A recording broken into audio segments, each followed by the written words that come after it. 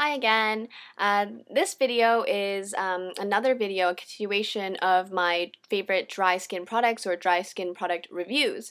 So after testing out I think my first review was on the Fresh Soy Face Cream, and it was the first kind of more hydrating dry skin moisturizers that I tested out. And this latest one is actually of the Bioderma Hydrabio Serum. This is the latest product I've tried. And I've been testing it out for about 2 weeks now, and I always want to try a product kind of separate from one another. So after having tried, I kind of introduce one product. I try to introduce one new product at a time so I can know how my skin is reacting to the products, and I can just kind of single out what new product I've added into my routine. So I guess that this is the easiest way to track the success or the breakouts or how I react to it, because I have a tendency to react to new products if it's for my face.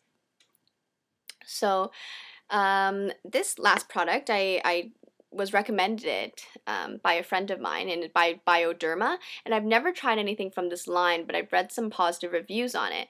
They have a makeup remover water. I think it's like a facial cleansing water, and that's one of their most popular products that and been written up in multiple reviews, and they have a very positive rating, I believe.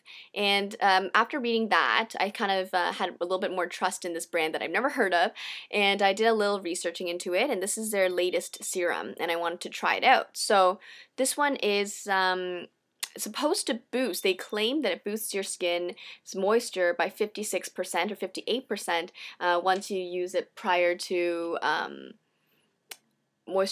prior to your moisturizer. So I use this in the morning and at night before I moisturize.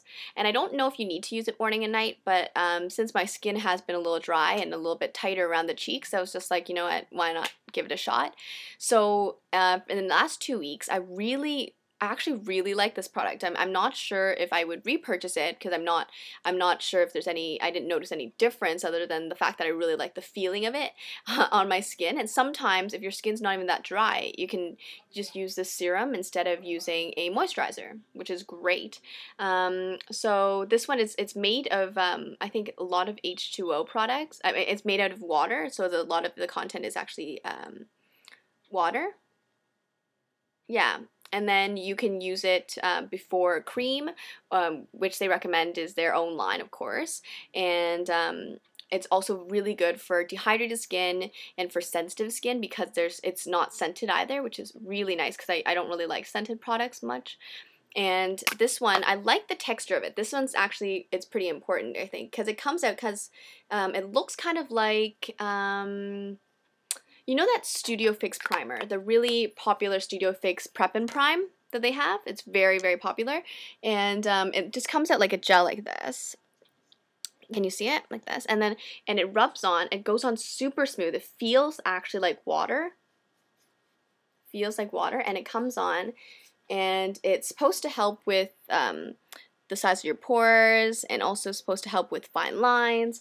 And I just really like the texture of it. It makes your skin feel so supple, and it's just glides on. It actually absorbs really fast, and that's something different than a lot of other serums I've tried.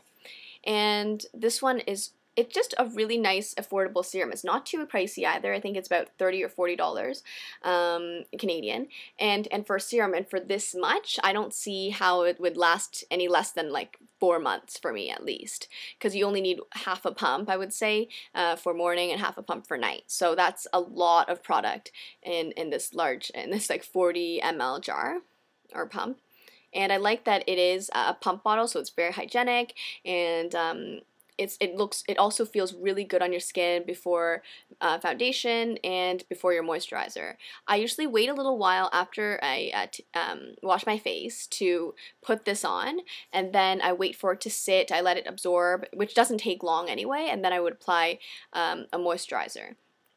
So I think my last review was on the Fresh Soy Face Cream, and I've also been testing out a couple of other moisturizers since then, and this is I find works well with all the moisturizers I've tried.